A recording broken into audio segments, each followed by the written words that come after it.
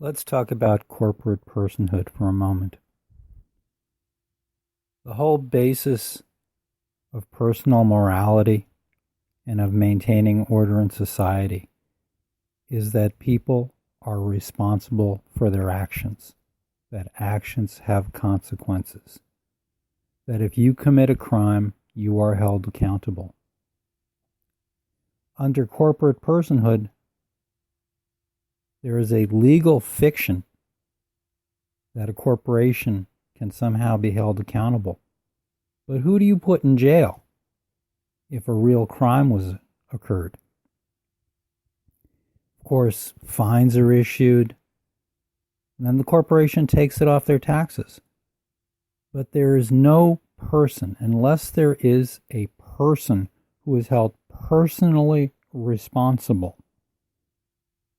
It's a joke, and that is why you get such abuse and so many crimes, because there is no such thing as a corporation. The truth is that if corporations are people, Mickey Mouse and Donald Duck are people too. And this is extremely unjust, and I want to protest in favor of equal rights for Mickey Mouse and Donald Duck. Because if corporations are people, they should be considered people too. So there's a difference between knowing that you're committing a crime and things that happen without intention. And what I believe is that if crimes are committed knowingly, if, for example, a cover-up of a dangerous chemical or product is intentionally done, whoever ordered that should be held responsible and sent to jail. Now, it's one thing if we find out later on that, we thought this was safe and it wasn't. That's one thing. But it's another thing if you know that you have a dangerous product and you intentionally sell it. And of course, there are gradations of, we can say, well, how many people have to be injured to know it's dangerous? But there are some pretty clear examples out there. The bottom line is that if there is no individual held responsible, it is a license for crime. Corporate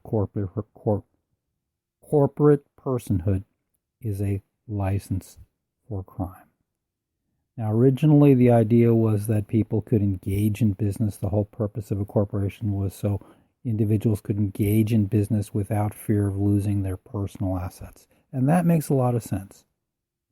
But there's a lot of difference between having your personal assets affected from business losses and a license for crime.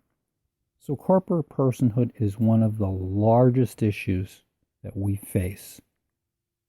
And yet, so many people don't even know the idea exists, don't even realize that this affects them. And this goes to a deeper issue that very often Americans see politics in terms of names and faces. But the truth is, in games theory, the rules of the game determine the outcome. And so, to repeat, if no one is held responsible, that's just inviting crime. What if murderers and rapists and robbers could go out and do whatever they wanted, and if they got caught, they say, oh, well, I'm a corporation, find the corporation. But they weren't held personally responsible. That doesn't sound very good.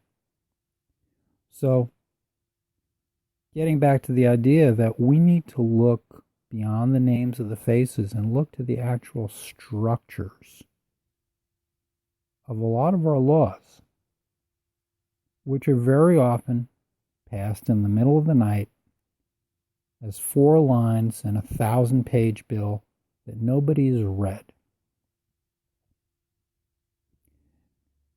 So, I'll end on that note. Corporate personhood is a license for crime, almost an invitation to it, really. And if corporations are people, Mickey Mouse is a person too. This is totally unfair to Mickey Mouse.